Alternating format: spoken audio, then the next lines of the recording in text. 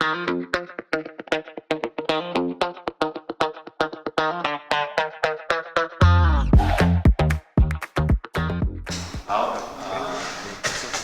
各位同学早哦，今天非常难得有这样的一个机会，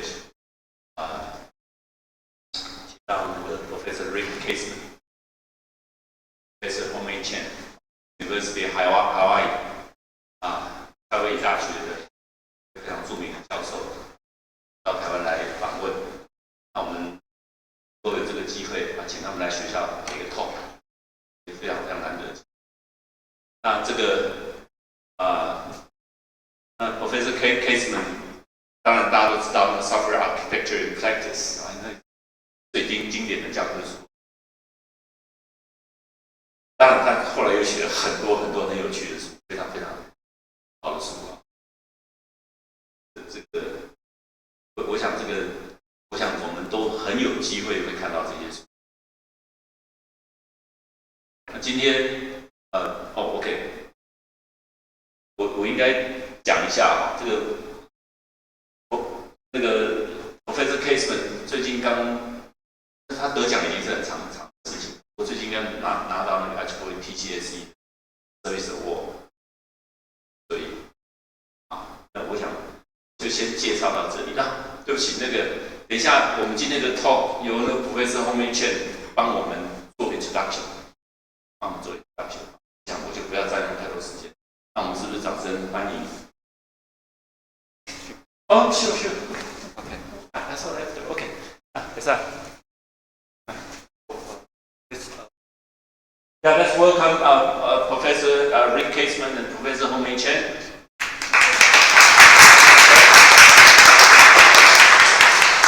然后那个系上跟台湾软体工程学会有一些纪念品要送给两位教授所以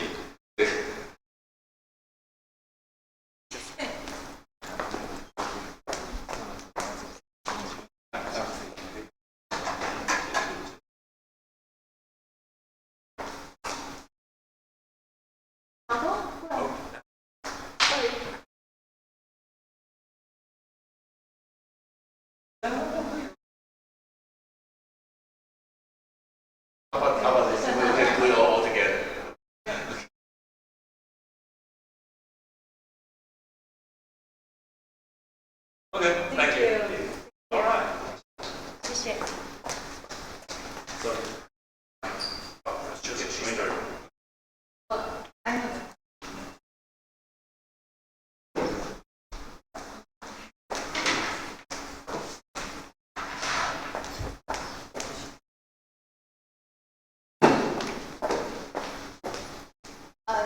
大家好，我叫陈红美。那我是台大毕业的，然后到美国去。那我现在在夏威夷当教授。那我跟 Rick 的话是一直有在做研究，但是我主要是金融系毕业的，所以我后来走的是叫做 MIS， 就是 Management Information System， 所以它是比较是 business 跟 technology 还有software engineering结合在一起的。所以我的基本的 background 是在 business 上面的，所以我们是在那个 business 下的2.9 business。那我今天要跟大家介绍的是 technical debt， 所以我的中文就是说没有好到说可以全部用中文介绍这个主题，所以这个叫技术债。所以我之后我会用英文讲，但是你们有问题的话，你可以举手，然后我再解释清楚一下。但是今天的主要是要介绍那个 Rick 他在那个比较 technical research， 那我们做的那一方面我就简单介绍一下，不介绍就提一下。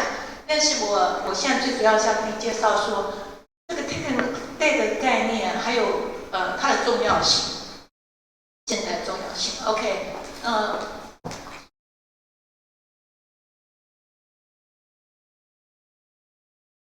这是一个是 Google Trend 就是说那个 technical debt 它在过去30年来一直都很受到注重，然后现在是越来越高的最近因为有很多事情发生了，所以这个 technical debt 的话是非常会注重。So what is technical debt? Basically, it is a metaphor. 就是说，在那以前有个人叫做 Walt Cunningham， 在1992年的时候，因为他是一个 software engineer， 所以他要跟他的老板要解释一下说，为什么他们有一些 decisions when they make it，they really needed to understand that there are some software decisions. It's like borrowing money. So you are borrowing money, you owe something, but at the same time you want to accomplish something. So the term technical debt started from 1992, and it has been used since then. And in 2009, Martin Fowler, this is the most famous quadrant that they actually presented. So technical debt, there are many types, but it can be deliberate, it can be just, inadvertent, means that you didn't plan for it to happen. And some are very prudent, and some are very reckless. So you have these 4 quadrants that you can categorize your technical debt. And there are many technical debt consequences, and this is what we have seen recently, because that on the technical side, you are going to have something called principal, 你的本金还有利息 right? Because you are talking about 债务的话，那你就有本金有利息 right? And then a lot of times your software development cannot move forward, and you have reduced performance, you have increased the bug rate, and the productivity is horrible. And so on the other side, the social dimension, meaning the human side, they actually have increased stress because there are so many bugs in your software, and they have decreased the motivation, and then they have very bad job satisfaction. So the consequences are huge. But recently, like a year ago, the Southwest meltdown, that was like a very famous, probably Professor Chen knows that, because Southwest is a domestic airline in the United States. It's number 102, but they have a small software glitch in scheduling like the pilots. That one doesn't work. The result of that is that they have lost $1 billion, and then they have so many flight cancellation. I don't know anybody have experienced that, but that was horrible. Many people actually lost their luggage, etc. So it's really right now Southwest are promoting and give a very cheap prices of ticket because of that, and then they are trying to fix their technical debt, and then they are planning to spend $1 million, but there's no guarantee. So what are the reasons why they knew about the technical debt, they didn't fix that, or they couldn't find the technical debt? That would be another talk. But basically these are the consequences that people seen it, and like in a headline, right? Because 那个头条新闻 everybody knows, and so we are looking at this and looking at existing research. So in the past, the metaphor from the technical debt has been expanded. So they talk about 利息, portfolio. These are all financial terms, right? Real options, present value, bankruptcy, etc.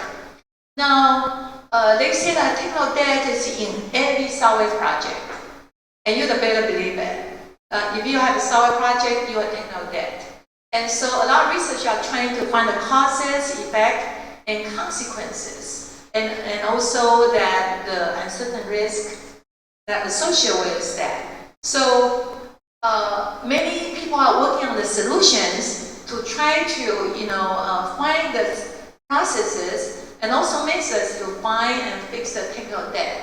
And this is one of the biggest achievement of Rick.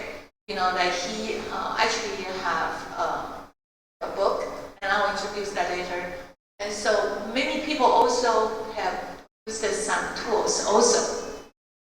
And then Rick also have a tool, and he will introduce that today in talk, because this is more technical side. You have to be able to find the technical debt and where they are. And then in our project, we also because there's lack of empirical evidence, but the only one that we have is that the technical debt can be located and fixed. In some ways, technically.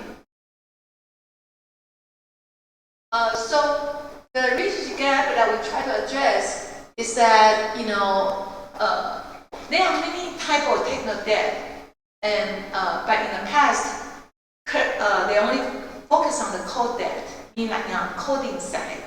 Okay, but in fact, that every stage of software engineering can incur debt, right? And the current tools, they are not very useful. They only scratch the surface. When we interview all those top executives, they say they need better tools. And then the technical debt management. Technical debt is a definition, right? You borrow the money, that's activity. But how to manage that? So this is totally related to business school, right? Because you're talking about management. 你说管理的话，那你这个是 business side 嘛？ Because a lot of times, like in Southwest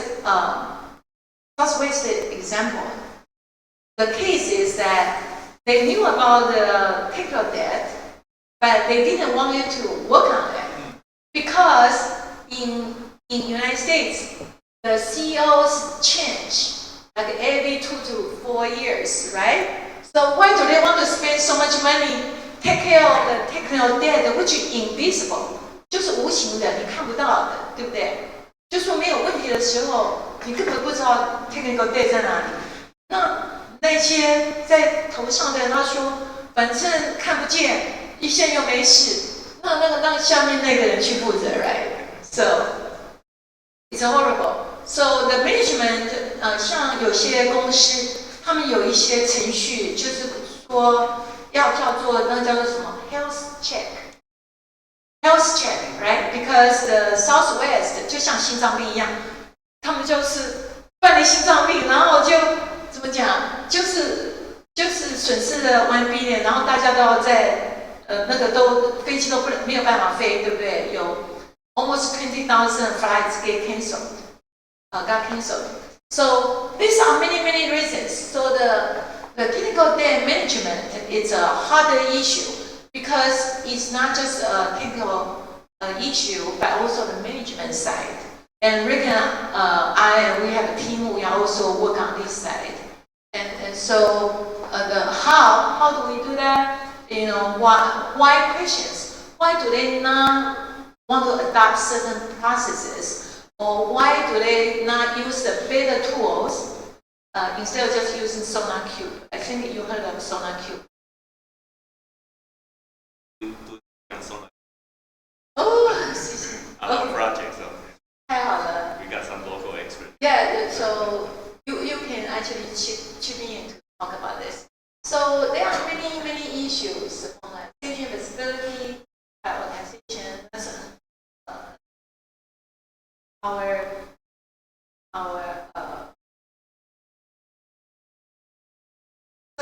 so just a quickly introduction of what kind of technical debt that we are actually talking about. So until Rick's book, this is Rick's book with 2 colleagues. I think until his book came out, there was no definition of different type of technical debt. So So people talk about it, but they don't actually know there are different types. And then they do a very substantial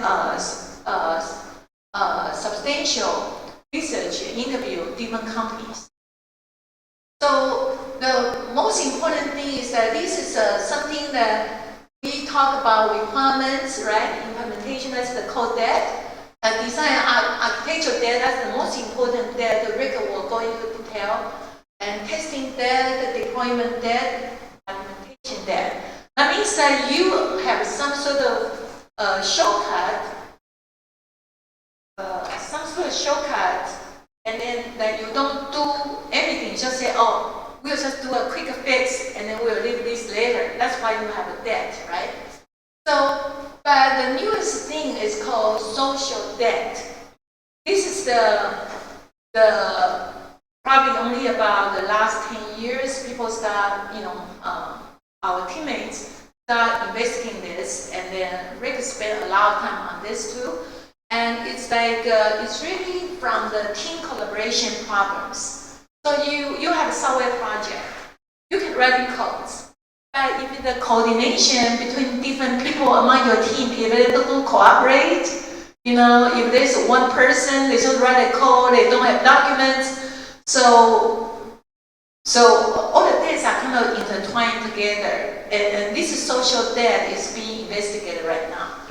And so our team also do a lot on that. So what is social debt, right? So this is the unforeseen project costs, right? Arise from the human-centered software development process. I think it's pretty neat, right? And then this year, we just published a paper in PICS, that there are 30 community smells. It's like a coal smells, right? You are familiar with coal. We found out this, the 31st, that's called no devil. That's kind of like people always work with the people that they know, right? They don't go out their ways to collaborate with people they don't know. So we say that's a non-devil. 好像你知道的魔鬼总是比不知道的好一点 right? So yeah, so this is something, but they cost bucks. So we actually have the approval of that, and so we call this a community smell. We name it non-devil, and then so the community smells needs to be automated, and ours is one of the 5 that can be automated, and you can detect it automatically. So that's a progress on our part. And so given that, I want to turn it over to Rick, because this is our research program. So based on the Hong-Mei's law, we have some sort of like a technical and the social concurrency theory, and we'll try to actually do dig into further about that. So far, we have not found any effect of that, meaning that but we had to do more research design. So this is what we have been working on, and this is more technical side, and that's on the more social side. So without further ado, Rick, we will be talking about design aspect.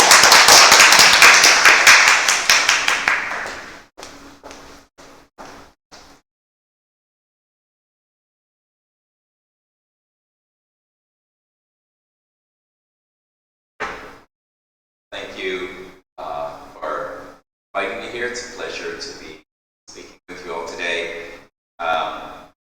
So following along from what May said, my interest is in trying to automate detection, technical debt. And the reason that we want to do this, as I will show you, is that if it's not automated, done. Because most debt in software engineering is invisible. Detect, it's difficult to see, suffer the consequences want your software development project to have good velocity, be agile,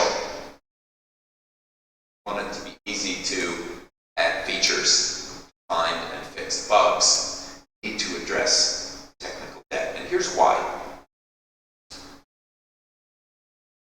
This is your typical software development project. It's a metaphor. Okay. How many of you feel like you've been this guy? Yeah. Right. So the question is, well, the boat is leaking. Clearly, this is bad. But you keep paddling. The question is, why? Why does this guy not take the boat over to the shore where it's dry, bail out the water, fix the leak, and then get back in the water and hopefully make much better progress? Why? Seems crazy, right? You would not do this if you were really paddling a boat, and yet we do this all the time in software development. All the time. So, two reasons. One is, yeah, you're still making progress. You're still moving that boat forward. It's hard work. You're suffering. Life is not good, but you are making progress. You are able to implement a feature or fix a bug eventually. And we typically don't track depth, don't measure depth in our projects. And so we don't know how bad it is. Right here, it's obvious how bad it is. You're in the water. You're wet. But with software development, today is just a little bit worse than yesterday. Yesterday is just a little bit worse than the day before. And we tend not to notice those tiny, tiny differences. But when they accumulate over years, the difference is huge. And the problem is that design is largely invisible. And what I mean by that is that design consists of relationships between components, let's say units of code, files. If I have x.java and y.java, what's the relationship between those two code units, those two files? Well, the relationship might be that something in X calls a method in Y. It may be that Y inherits from X. It may be that Y aggregates X. Or there may be some shared assumptions in X and Y. They both depend on the same data format, or knowledge of a database schema, or timing properties of a system. X has to execute before Y. X has to execute 50 milliseconds before Y. They may depend on some external resource or external device. So, most of these dependencies are actually invisible. That timing dependency, X has to execute 50 milliseconds before Y, that is likely not documented anywhere. It's not expressed in any programming language. You just know that that's the way the system has to work. And so, this is a problem. And it's a problem because when the design is individual, it's very easy to introduce design flaws, to make mistakes in the design without even knowing you're doing it. So what's a design flaw? We've all seen design flaws in real life, right? You've probably had some experience with code that feels like this. That one is taken in Taiwan, isn't it? You recognize that? Yeah. You've all seen this. But there are lots of other kinds of design flaws. So you could have mismatched assumptions, right? X expects to push data and Y expects to push data, but one of them has to pull and the other has to push. They can't both be pushing, right? So there could just be assumptions. There could be differences in timing assumptions or resource consumption or data formats. And sometimes there's just weird design decisions. So this was a picture that I took at the International Conference in Software Engineering in Buenos Aires a few years ago. This wasn't at the conference, but this was in Buenos Aires. Someone actually designed this. Okay, so you might say, well, we have tools. We have tools like SonarQube, Structure 101, Designite. These are supposed to be technical debt detection tools, so we just run those. Oops. We just run those and it will find our debt. But actually, that's not true. We did a study in 2021, we published this in ICSI 21. And what we did was we compared 5 different technical debt detection tools. We ran all of the tools over the same projects. We compared their results. And what we were looking for is what files did each tool identify as the worst file in the project, or the top 10 worst files in the project. And first of all, there was almost no overlap in that top 10 set between the 5 tools.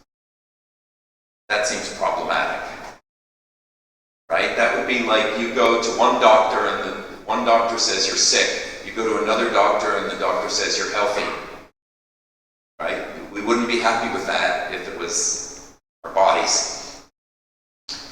Furthermore, the tools could not even agree on fundamental measures of software, like the code complexity or even the number of lines of code in a file. These tools did not agree on that. The most basic measure you could imagine. And in fact, really the insight that these tools gave you, major insight that the tools gave you, is that big files are bad. And you don't need a tool to tell you that. Right? So that was disappointing. There was one tool that stood out, however.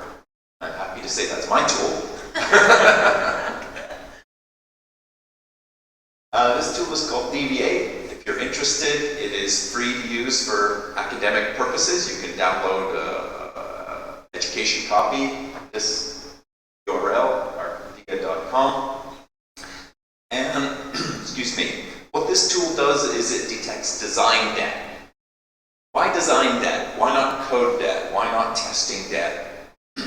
There was a study done by the Software Engineering Institute about 6 or 7 years ago, and they interviewed over 500 software developers, architects, and project managers. And in that survey, they identified design debt, architecture debt, as the worst kind of technical debt. It's the most costly kind of technical debt. So that's why we focus on design debt. All debt is important, for sure. But we're focusing on this one because it has the most serious consequences for project success. We have a big empirical basis for this. We have now analyzed thousands of open source and industrial projects, many more open source than industrial because it's easy data. But we, as I will show you in coming minutes, we've worked a lot with industry. So what Deviate does, what this tool does is automatically identifies design flaws. It automatically finds mistakes that designers have made inadvertently. No designer ever comes to work in the morning and says, I'm going to make my system worse today. Right? So design flaws are introduced by mistake, in the dark. No one ever intends to do it, but they do it. And fortunately, we can automatically detect these. There are 6 kinds of design flaws that we can detect.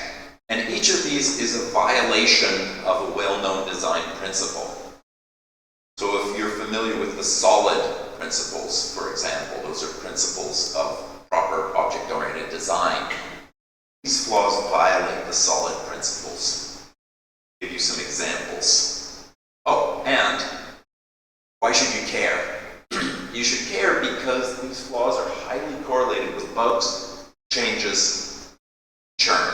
The more flaws you have, as I will show you, the more your system is going to be buggy, it's going to be change prone, and it's going to require lots of effort. Churn is a measure of the number of lines of code that fix a bug or to implement a feature, make a change. A little bit of notation. We're going to represent dependencies among software systems using a DSM. DSM stands for Design Structure Matrix. It's a square matrix. You put things that you're interested in on the rows, then you put the same things in the same order on the columns, and then you put an annotation in the matrix whenever there's a dependency between the thing on the row and the thing in the column. So in this case, we might show component interactions, indicate this component depends on this component or interacts with this component. But we could use a DSM to represent any kind of information. So this shows the communications between people. We need to analyze this to analyze social debt. Look at social networks, see who talks to who. Or you could look at information flows. This is a very general representation. It's basically just a graph represented as a square matrix. That's all it is. It's just a notation.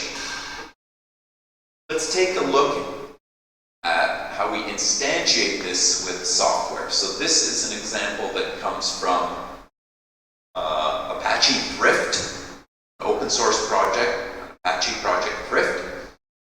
And what you see here is 18 files in the project that are represented on the rows, and the same 18 files in the same order on the columns. The diagonal is uninteresting. That shows a file depending on itself. Nobody cares about that. But anything that's off the diagonal, put in an annotation. So here the annotation just says DP, meaning this file depends on this file. So file number 15 depends on file number 2 in some way. And then there's a comma and then a number after the comma. And that number, that comes from a project's revision history. So if you look at all the commits that were ever made in a project, and you look at what files were committed together, this number is a count of that. How many times these two files were co-committed. So if they're co-committed, that means that you needed to make changes to that file to fix a bug or to implement a feature.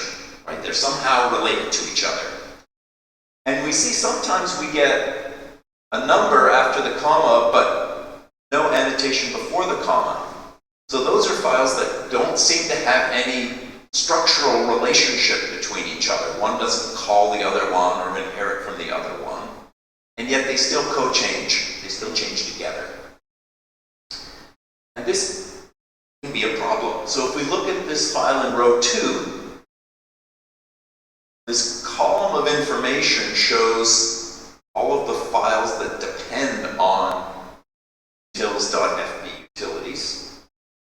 So that's that column of information. And what we see is that a lot of files depend on utils.fb utilities, and they change frequently with that file as well. Now it turns out that utils.fb utilities is an important interface in this project. And so it's not surprising that lots of other files depend on it. But what is surprising is that when FB utilities changes, those other files have to change as well. That's what you do not want from an interface. Right? I want an interface to be a good abstraction so that when I change its implementation, nothing else is affected. That's what we aim for when we create an API, and that's not happening here. This is the design flaw. It's a leak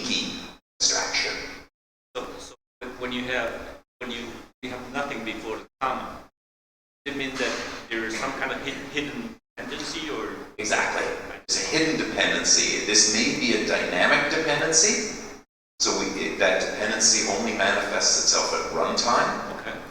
Or it may be that they have a shared assumption. So for example, they both depend on a particular encryption format, say. And if that encryption format changes, both files have to change. So, take that you need to have dynamic analysis as well as static analysis. You need to have dynamic analysis and you need to have history analysis. Right? So that's why we when we're analyzing, we don't just reverse engineer the code and look at the structural information. We also look at the history of changes over time so that we can see when two files of code change. And I'll show you why in just a moment. Here's another flaw type. This is called a crossing.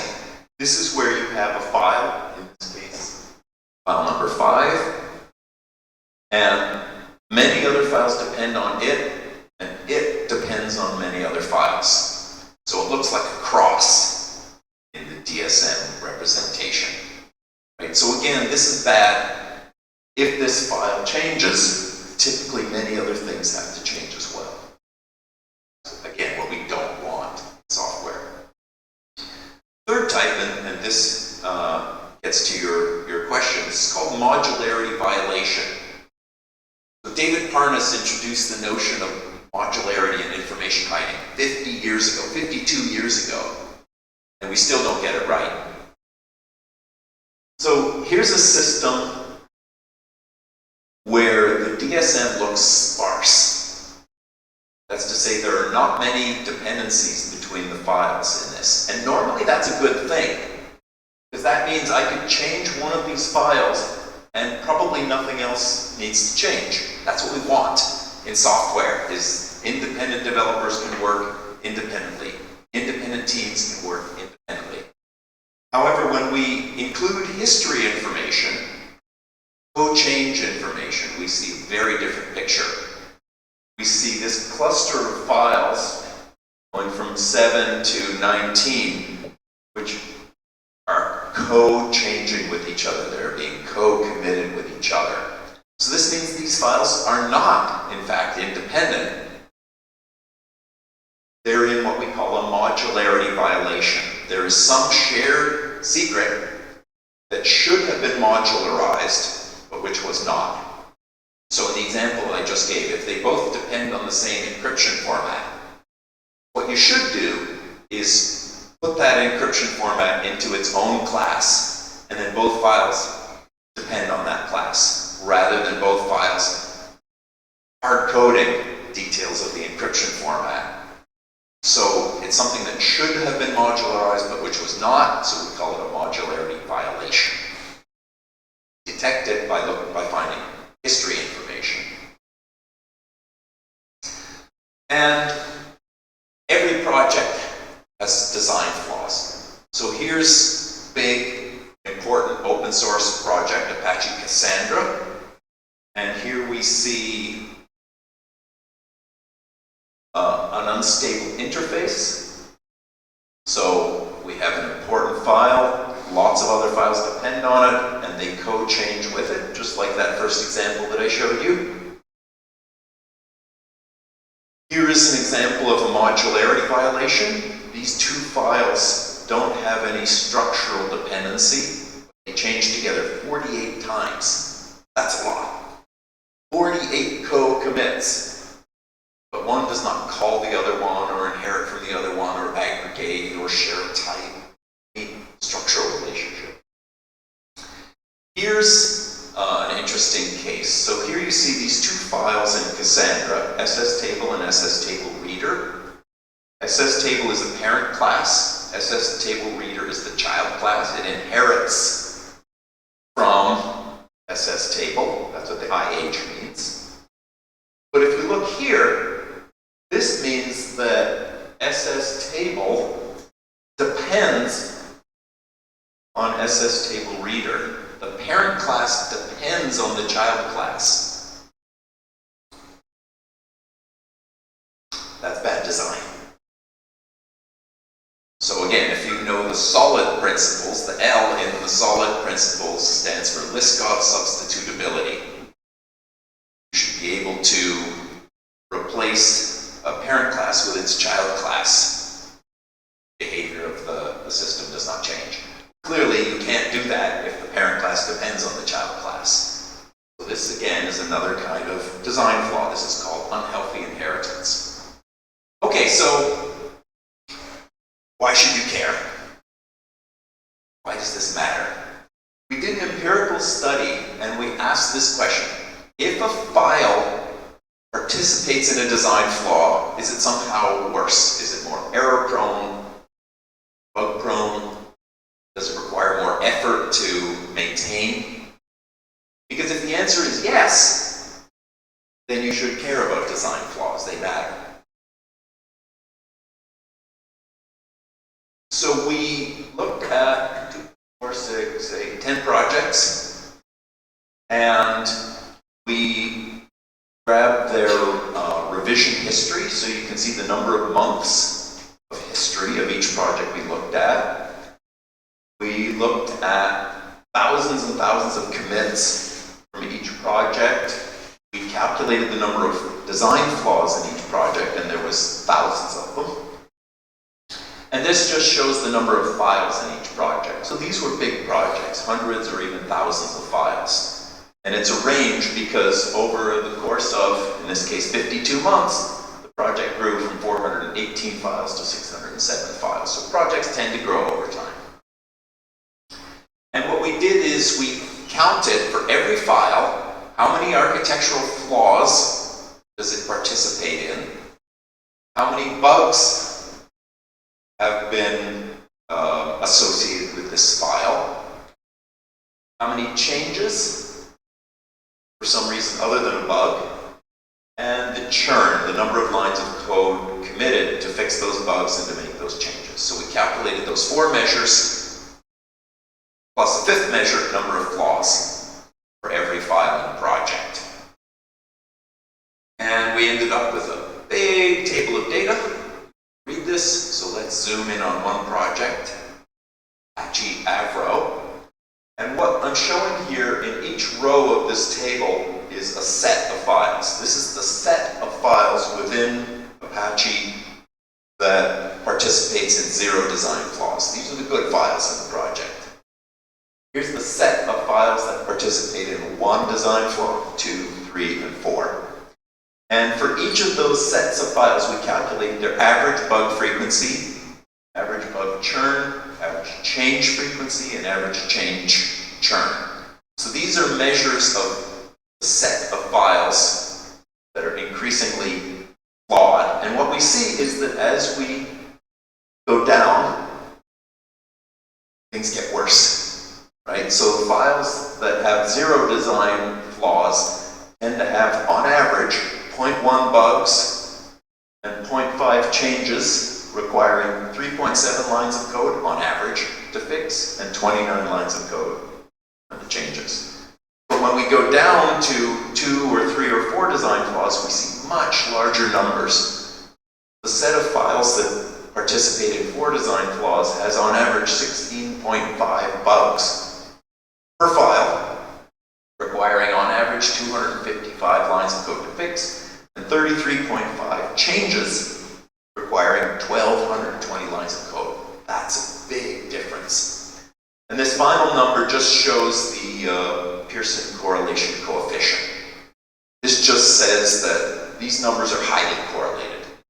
Correlations are always about 0.9. So the more flawed a file is, the buggier it is, the more change prone it is, and the more effort, the more work you have to put into maintaining those files.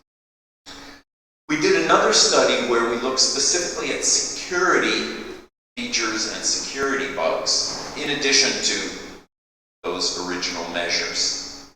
Because some companies might say, oh, well, I'm not so worried about productivity, my company's rich, we can just hire more programmers. Right? That's Google. Right? Just hire more people, it's all good. But every company cares about security, because security can mean loss of life, loss of reputation, loss of income.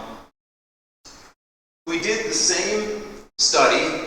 In this case, we chose 11 projects, And in addition to those 4 measures that we did for the original study, we also looked at security bug frequency and security change frequency. That's the amount of work that goes into implementing security-related features.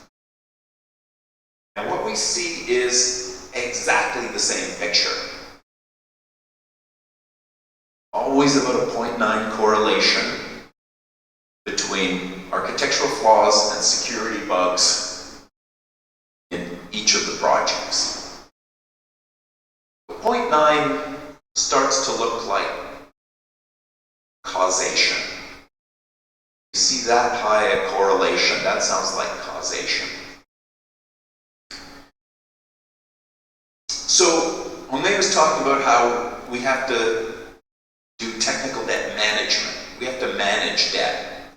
And the question is how to communicate debt to a manager who is often not a technical person.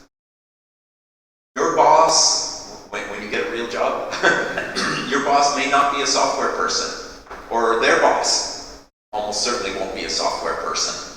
And you have to convince this person that technical debt is real and that you have to actually invest money to remove it, to pay it down. So what we can do is we can calculate the cost of each of these design flaws, and based on this calculate a return on investment. If we were to go in and do refactoring, remove the flaws, fix them, is that worth it to the bottom line? Right? Is it worth it to the finance person, the money person? That's really who we have to convince. Us poor software developers, we don't have much real power. Most companies, it's the finance people who have the power, so we have to convince them. So we did a case study with an international IT outsourcing company, SoftServe, that's the name of this company. And what we did is we analyzed one of their systems, a customer project that they were working on. We calculated the worst design flaws in the project, and we calculated the penalty of the debt. How many additional bugs, additional changes, and additional lines of code were being committed in these bad files. And we calculated that as an expected value. So what's the difference between the files, these bad files, and average files in the project? We then asked the architects to estimate the refactoring cost. How much would it cost to refactor a project to remove these flaws? So if you think about unhealthy inheritance, for example, where a parent class depends on a child class, typically you need to move a method from the child class up to the parent class. That's the refactoring you have to do. If there's a modularity violation, the refactoring is to modularize that shared secret, like the example I gave with the algorithm. If you have a clique or a cycle of dependencies, A depends on B, depends on C, depends on A, you have to reverse or remove one of those dependencies. So by knowing the flaw type, it's actually pretty easy to figure out how to refactor to remove those flaws. So we gave the flaw information to the architects. They came up with a refactoring plan, and they estimated 14 person-months of effort to refactor. Okay, that sounds like a lot of money, right? If you're a manager, you're probably going to say, oh, that's expensive, don't do that. Just keep implementing features and fixing bugs. But what we could do in addition is tell them how much money they would save, the expected value of savings if they remove those flaws. Because those bad files would then become normal files, average files in the project. And so you would expect to have to fix fewer bugs and hit fewer lines of code. So the expected number of person months saved by fixing those flaws was 41.35. Expected cost of refactoring was 14. This was a no-brainer.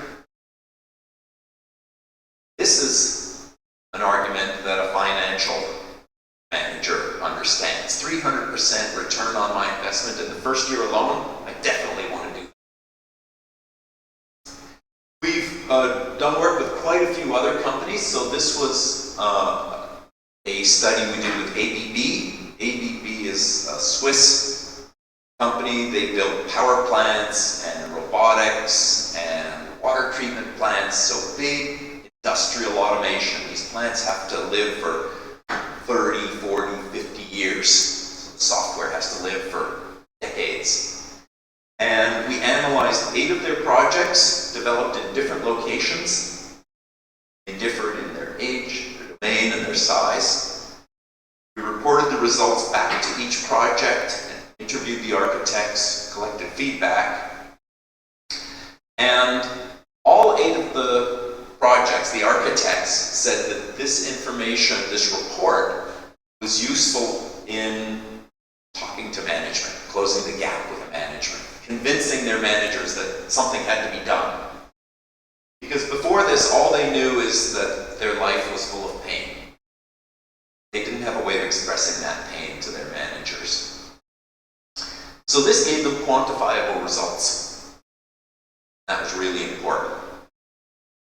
6 of the 8 projects decided to do a major refactoring to address the flaws, and 1 of them decided to do a major rewrite. The system was just too bad, and they said, starting over.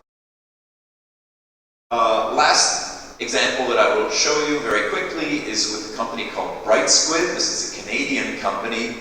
They do a secure communications platform, healthcare industry. And we analyzed their platform. We took a 1-year snapshot, code and their commit history.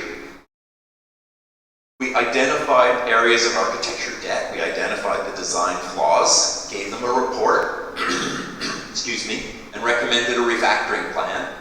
And they actually did the refactoring. So they took 3 months where they implemented relatively few features. They just focused on refactoring.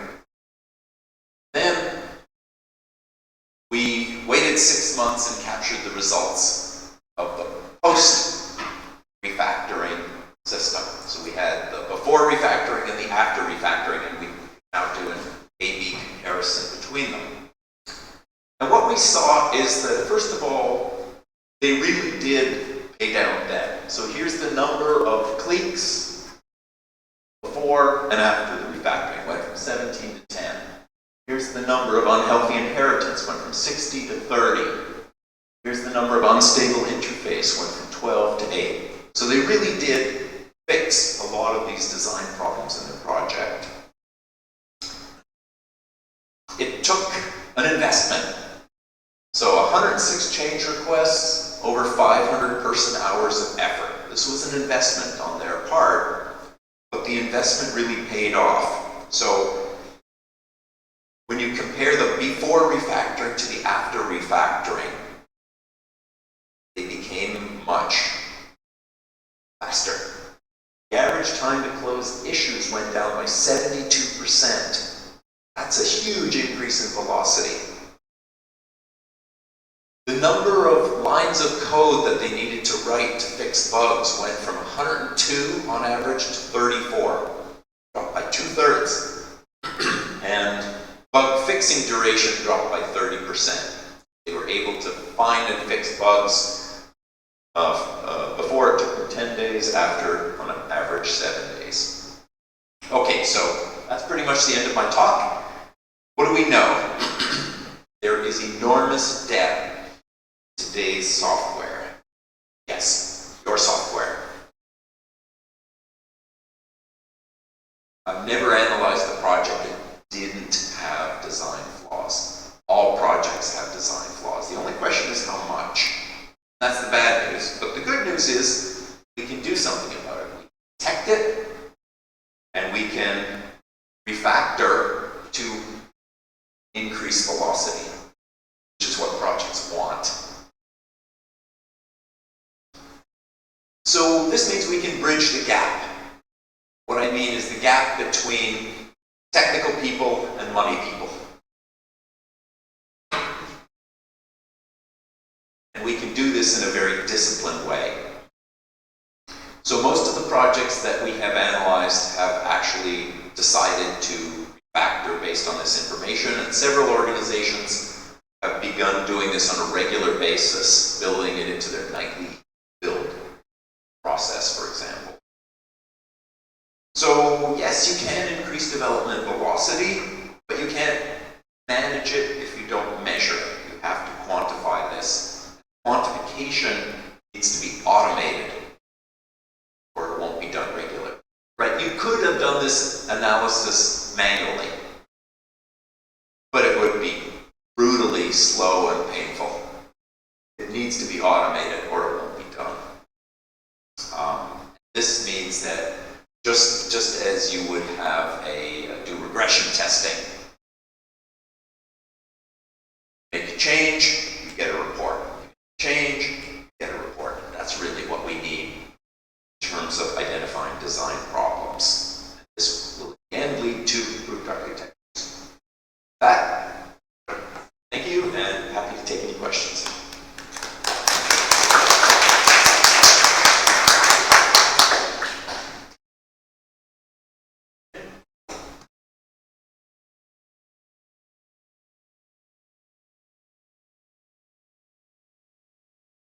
One question. Seems like your detection method depends heavily on the history of the commitment. Of the commits. Are we assuming that a frequent commit represents a major problem? Yeah, that's a good question. So commits by themselves are not symptoms of problems. It's only if those commits are essentially misaligned with the design structure, right? So if you think about Linux was considered something of a miracle for many years because it experienced super linear growth. To say the rate of contributions to Linux kept increasing year after year after year. And most other projects, they would get crushed under their own weight, but Linux was doing this. How was it doing that? Well, it's because it had a very strict kernel, a core periphery architecture. There was the kernel, which was relatively stable. It was a strong abstraction, strong APIs. And then all of those contributions were happening via plugins and device drivers and things like that. So there was an example where you might have increasing velocity, increasing number of commits, and it was fine, it was good. Where it's bad is if those commits are not aligned with the architecture. So the example that I was giving before. Let me give an example. I analyzed OpenSSL, which is used in like 3/4 of the world's web servers. And this project is terrible. Horrible, horrible design. And what we would see is commits in OpenSSL where they would make a commit, and then it would break something. And they would make another commit, and it would break something. And then they would make another commit, and it would break something. They would start off committing 5 files, and then 3 more files, and then 6 more files, and then in the end there would be 20 files. A series of commits. Why? Because the OpenSSL developers did not understand the dependencies. Dependencies cut across their design. They only found this by painstaking effort, by building and breaking. So commits by themselves are not the problem. Velocity is not the problem. It's when those commits are not aligned with the architectural abstractions.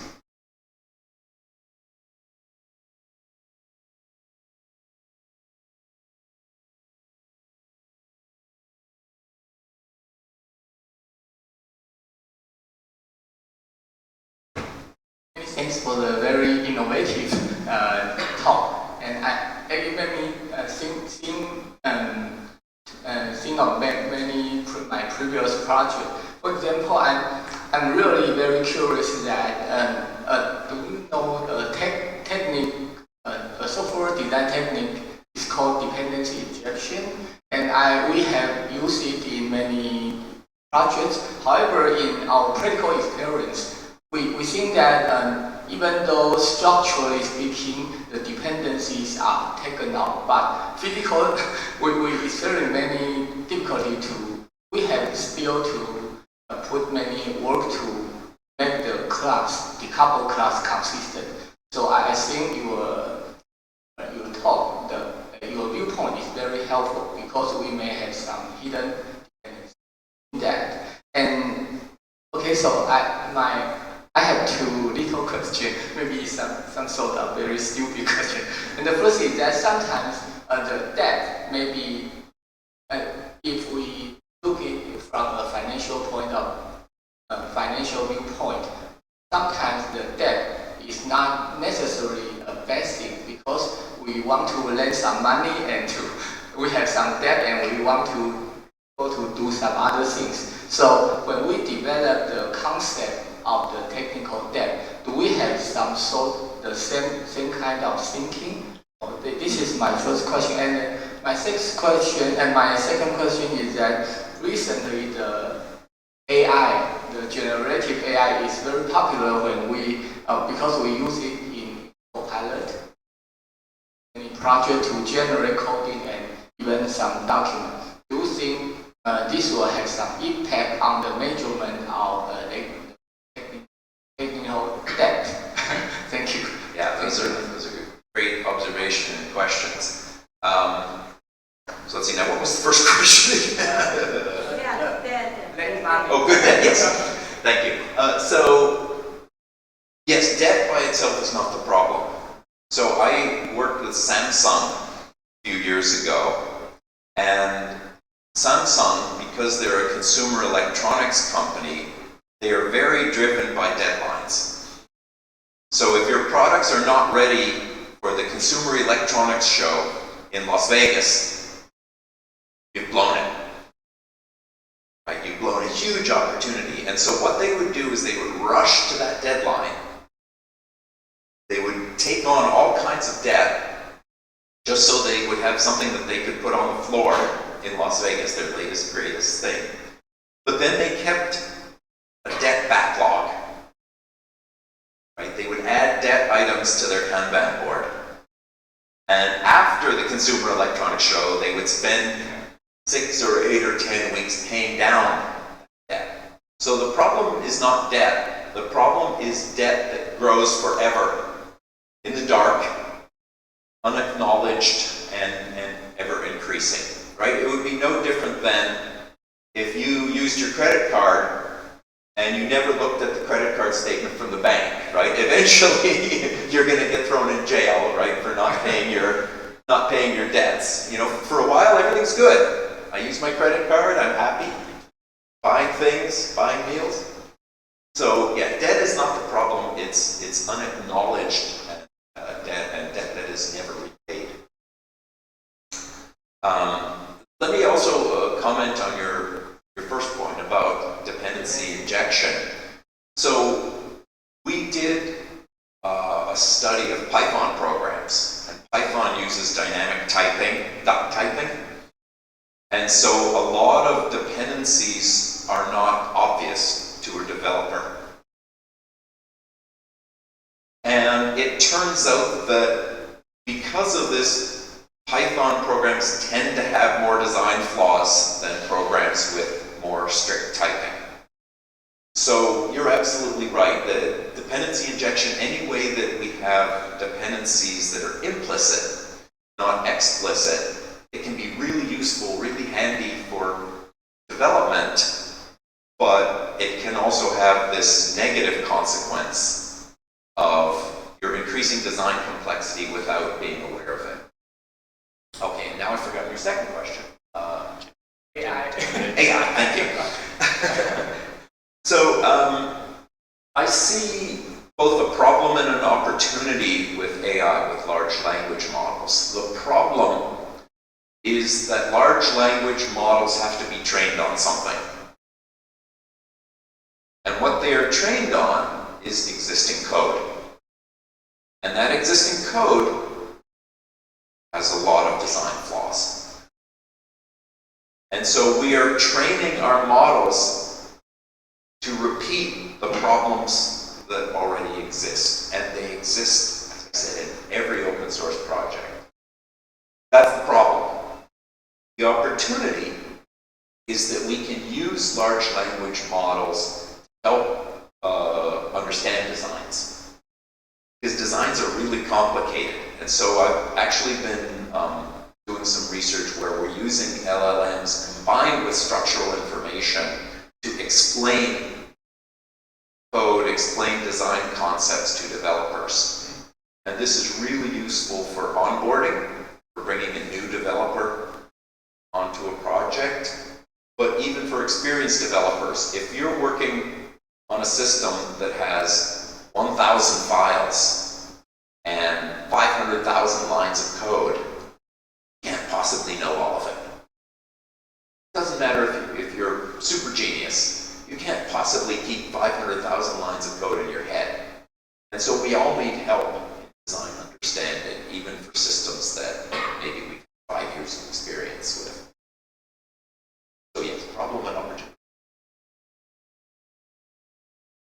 Okay. Now let's take questions from audience. 你们答同学，可以帮你翻译来。OK。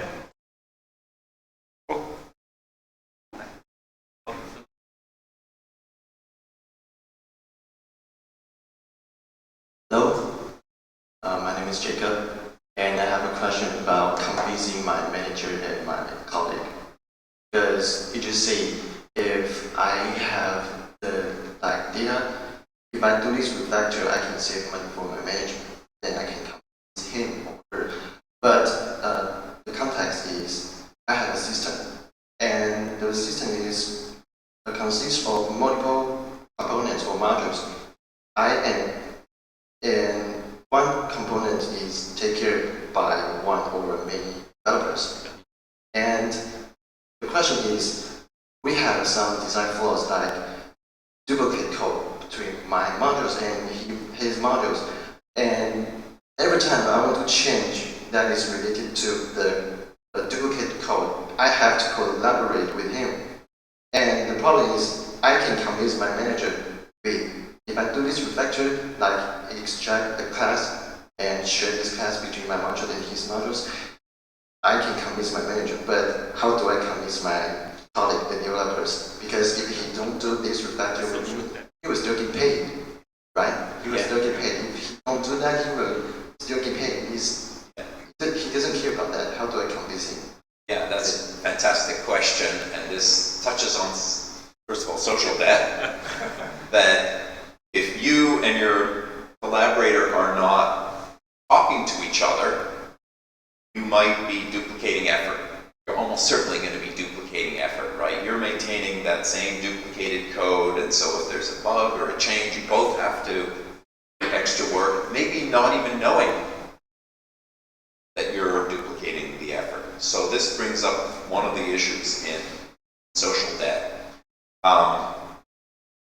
The example you gave is also an example of a modularity violation, right? If that shared code only existed one place, you wouldn't have a problem.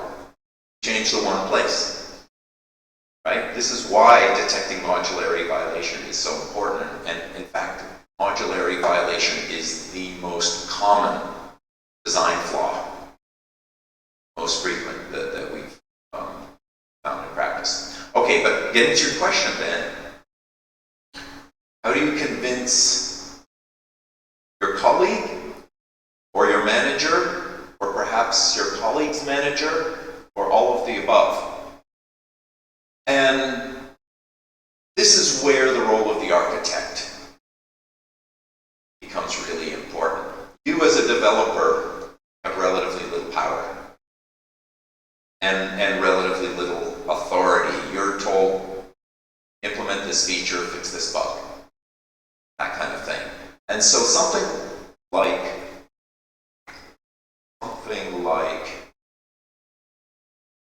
this report, well, it doesn't matter, right? A report that quantifies the problems and quantifies the opportunity for refactoring, you need to have a champion. And that champion should be somebody like an architect. Right? When I teach architecture, I always say that an architect's job is 50% technical and 50% business. Right? And you're at that intersection between the two. And if you're only focused on the technical, you're not doing your job as an architect. You need to be translating back and forth between the two worlds. If you talk to experienced architects, they say that they spend a lot of their time selling. And what they mean by selling is explaining to management and explaining to developers why the system should be a particular way, why they should follow certain design rules, for example. So this is a business problem as much as it is a technical problem, what you're saying. It's a great question and really needs an architectural perspective to answer it.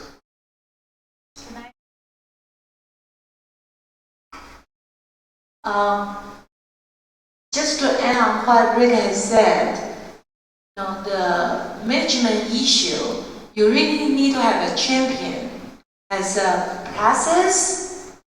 Like how do you deal with, for instance, social debt? They have a process, so they will regularly do the health check, and then you have to have somebody on the top that will support the process.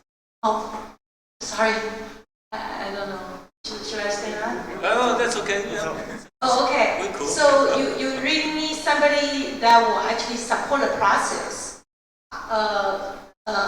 Based on a lot of our case studies, you will see that even the architects, they don't have as much power if they don't have the top management support. So that right now, like those big fiasco of like Southwest, right? That happened, and then everybody said, "Oh, this is important. We have to pay attention." So that's the great opportunity for companies to pay attention to that, and then they have process for that. And then many good companies have a process for that, but many big companies do not have any process, like Microsoft, Google, Amazon. But even Amazon's CEO, right, Jeff, right, he was like really concerned, and he felt like he need to disclose that to the general public and saying that their system had a huge technical debt. But they, after he said that, they shut up because the debt problem is too much. They don't want to cause anybody to actually, get. So to answer, actually that was a very important question. It's like we are talking about technical side of techniques, and Rick have all the answers to those technical questions, but some companies just don't want to adopt them. This is adoption question. I hope this helped. Okay, thank you. More questions?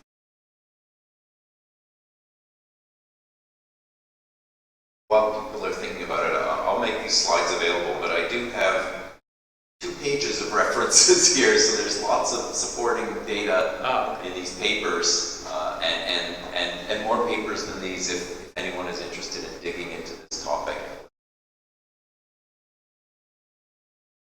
Plenty of research to be done. Okay.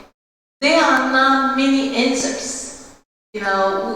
Rick presented some different answers, but there are a lot more issues that starting coming out, especially on the social debt area that have an intertwined effect with the traditional medical technology.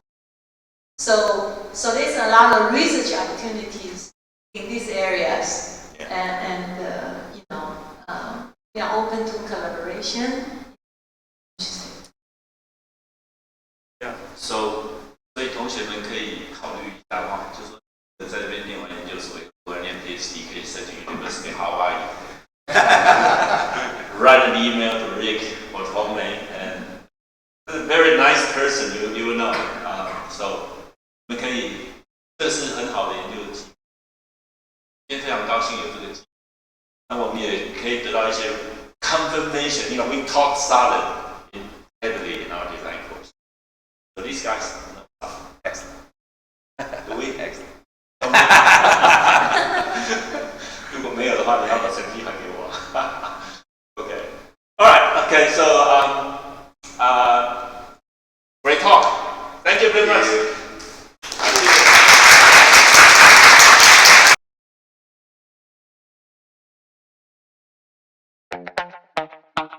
Thank you.